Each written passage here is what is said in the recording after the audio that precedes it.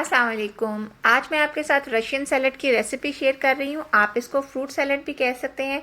ये सैलड जो है बहुत ही मज़े का बनके तैयार होता है। ये मिनटों में बन जाता है और मिनटों में ख़त्म भी हो जाता है। तो चलें जी, रेसिपी को करते हैं स्टार्ट। इसको बनाने के लिए मैंने 1 कप यानी 250 ml जो है मायोनीज़ ली है और हाफ कप मैं इसमें क्रीम ऐड कर रही हूँ जो कि 125 ml बनती है। साथ में ऐड कर देना है मैंने इसमें 1 tablespoon lemon juice. Lemon juice डालने से फ़ायदा क्या होता है कि जब आप इसमें एप्पल डालेंगे तो उनका कलर जो है वो ब्लैक नहीं होगा और जो ये लेमन जूस है ये एज अ प्रिजर्वेटिव काम करेगा। ये सैलड सुबह से शाम तक भी पड़ी रहे तो इनमें जो भी आप फ्रूट और वेजिटेबल्स डालेंगे उनका कलर सेम ही रहेगा। हाफ टी स्पून मैंने इसमें ब्लैक पेपर पाउडर डाल दिया है और हाफ ही टी स्पून मैंने इसमें वाइट पेपर पाउडर डाला है। साथ में मैं इसमें डाल रही हूँ 2 टेबलस्पून पिसी हुई चीनी और उसके बाद आपने इन सब चीज़ों को कर देना है अच्छे से मिक्स।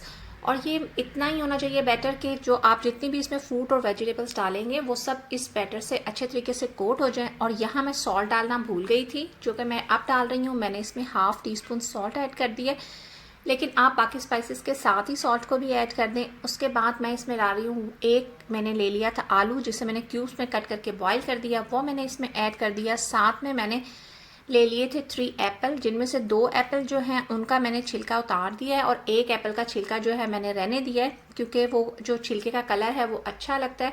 तो मैंने 1 एप्पल को छिलके के साथ काट लिया है और 2 को वैसे ही काट दिया था। साथ में मैंने 3 स्लाइसेस ले लिए थे पाइनएप्पल के, उनको कट कर लिया।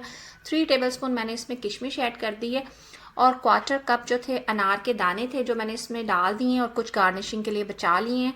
साथ में मैंने 1 कप जो है वो पास्ता बॉईल कर लिया था और वो भी इसमें मैंने ऐड कर दिया। इन सब चीज़ों को आपने अच्छे तरीके से मिक्स करना है और जब सब चीज़ें अच्छे तरीके से मिक्स हो जाएं तो आप इसको 2-3 घंटे के लिए फ्रिज में रख दें। और जब ये सैलड अच्छे तरीके से ठंडा हो जाए तो आप इसको सर्व करें तो ये खाने में बहुत ही ज़्यादा मज़े का लगता है।